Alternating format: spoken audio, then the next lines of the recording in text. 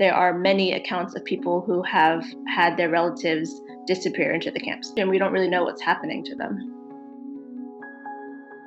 Can I ask you why people are kneeling, blindfolded and shaven and being led to trains in modern China? Why? What is going on there? I do not know where you get this videotape. The Uyghurs are a Turkic Muslim group. They live in the northwestern territory of Xinjiang in China, a region that is rich in resources like oil, natural gas, and copper. And it is a region that is also important to China politically because it was briefly independent in the 1940s. And since 1949, since it's been under Chinese control, there were various clashes and incidents of terrorism, both in Xinjiang and in other parts of China, either attributed to or claimed by Uyghur extremists.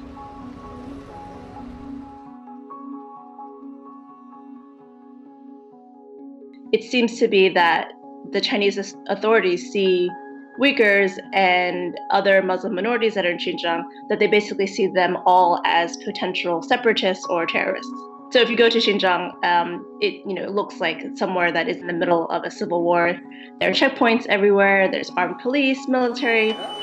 To be in Xinjiang means being checked every day, multiple times a day.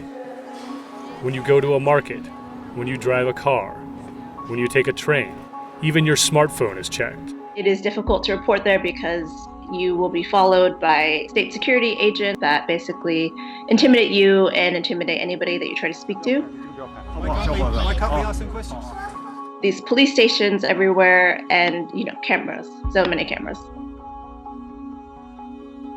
The BBC has seen new, detailed satellite analysis of dozens of suspected camps across Xinjiang. Wow, look at this. It's like a city.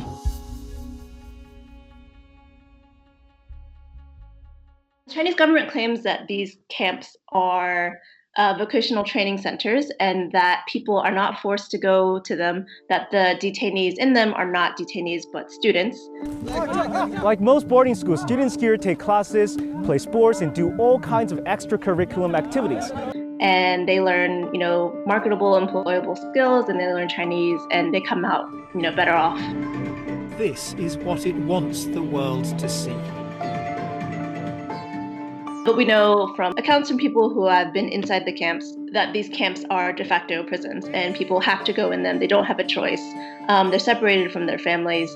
And inside, they undergo basically political indoctrination. So that can include having to sit for hours and listen to speeches by Xi Jinping, or singing patriotic songs, or listening to lectures about the party. We also have heard of cases of torture. So people being strapped to something called a tiger chair for hours. Each time I was electrocuted, my whole body would shake. I begged them to kill me. There have also been reports of forced medication, forced sterilizations.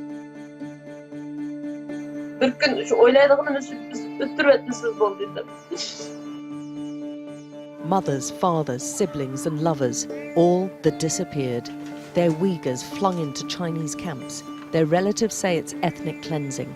This is a crime against humanity, crime against the Uyghur people. The US Commission on International Religious Freedom believing it might meet the legal criteria for genocide. So sorry to interrupt, but according to your own local government statistics, the population growth in Uyghur jurisdictions in that area has fallen by 84% between 2015 and 2018. 84%. That's not right. I Chinese gave you an official figure. You ask me, I give you this figure as a Chinese ambassador. People have recently been talking about whether or not we can finally say that this is genocide. And what human rights investigators say is that this is not a genocide in terms of, in one go or in a condensed period of time, people being exterminated, but it's a slow process of erasing an identity and a culture and a population. Because we've seen things like forced sterilizations and IUDs being put into women and intermarriage being very much encouraged. It seems that there is some effort to reduce the population. And so some people would say that now should amount to genocide.